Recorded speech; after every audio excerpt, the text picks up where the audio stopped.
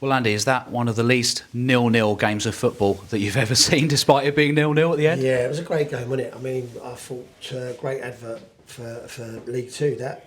And I think a brilliant advert for Bromley Football Club. I thought we was excellent all over the pitch. I thought we created enough chances to win 2 or 3 games there. But credit to Port Vale, they're up there for a reason, and they defended with their lives and they weathered storm after storm. And then you could argue second half, I've got to be respectful to them. They had a couple of moments where we rode our luck. It was a real ding-dong, wasn't it, as you say in the football terms, end-to-end game. And unfortunately we didn't get the 3 points, but we didn't lose, and we've kept that sort of unbeaten run going. And you just shook hands with Connor Ripley in the tunnel there, the goalkeeper for Port Vale. Probably the reason we haven't had a hatful of goals today. Connor Ripley's a top goalkeeper, by the way. Let me tell you, you look at his resume, he's fantastic. I've always been a big admirer of Connor Ripley. Fantastic goalkeeper, and he proved that. He's a championship keeper at minimum. I think he's a really good goalkeeper. Always liked him, and I thought he was excellent today. Showed bravery, made good saves, made match-winning saves for his team. And fair play to him, he was excellent, he was a difference.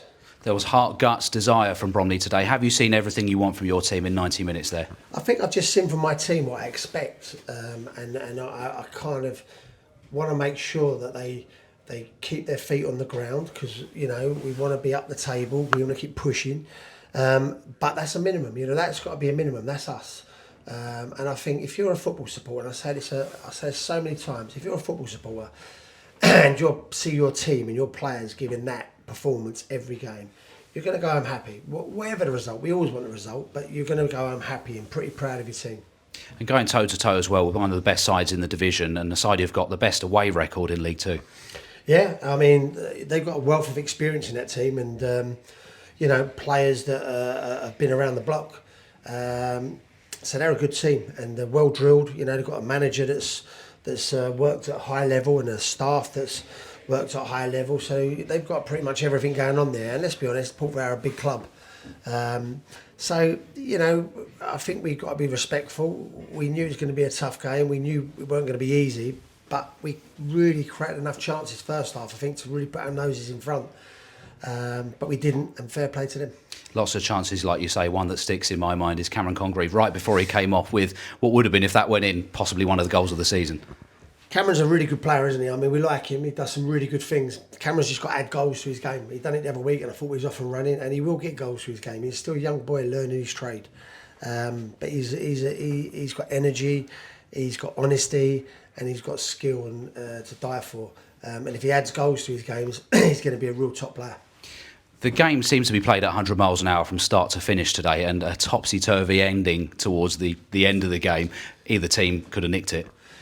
Yeah, I mean, look, we can sort of go safe and think, right, let's just shore it up and stick with a point. That's not my style, to be honest, and I don't think people at this football club would want me to do that. I've never done it since I've been here, so I'm not going to tell my team to sit in and just take a draw and keep it safe. Let's go for it, and we did, and we nearly nicked one at the end, but that Connor Ripley was there again, wasn't he? And something that was there again today. The supporters of both clubs creating a great atmosphere out there today. Yeah, it was a good game, and I mean, I think they'll probably feel aggrieved that they didn't get a goal. I don't know if that was over or not. I don't think it was, to be honest, but I'm going to say that. And then they went one off the post. So they'll feel a little bit disappointed, but I think when they get back on their coaches, I'd like to think they'll be honest enough to think we weathered a storm there first half and we could have been behind. But credit to both sets of fans. I thought they were really urging both teams on, and it was like a gladiatorial sort of arena in parts of that game. One last away trip of 2024 to come, and it's a pretty long one, away to Morecambe next week. Yeah, I mean, we've got some trips to do, but it's another big game, and we've got to just keep making sure we keep getting those level of performances in. That's important. We must make sure we do that. Andy, thanks for your time. Thank you.